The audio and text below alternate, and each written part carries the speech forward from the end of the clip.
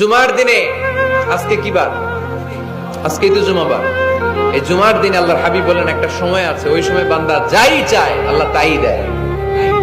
ওই সময়টা কখন? এই নিয়ে মুহাদ্দিসিন ইকরামদের মধ্যে ইখতিলাফ। সবচেয়ে গ্রহণযোগ্য মত হচ্ছে আসরের পর থেকে শুরু করে সূর্য ডোবার আগ পর্যন্ত। ওই মুহূর্তে দোয়া করবেন, এই সময়গুলো নোট করে রাখবেন। এই সময় চাইলেই আল্লাহ দিয়ে দেয়। ধৈর্য এটা এমন একটা গাছ যেই গাছের চারিদিকে কাটা, কিন্তু এই গাছের ফলটা বড় মিষ্টি। ধৈর্য এমন একটা গাছ যে গাছের চারিদিকে কাটা, কিন্তু এই গাছের ফল বড় মিষ্টি, সুমিষ্ট। ধৈর্য যদি ধরতে পারেন, এর ফলাফল দিব কে?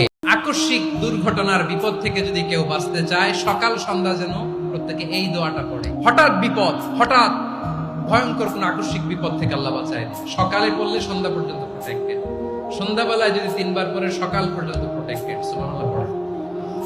দোয়াটা কি? দোয়াটা হচ্ছে বিসমিল্লাহিল্লাযী লা ইয়াদুররু মা ইসমিহি শাইউন ফিল আরদি ওয়ালা ফিস সামাই ওয়া হুয়াস সামিউল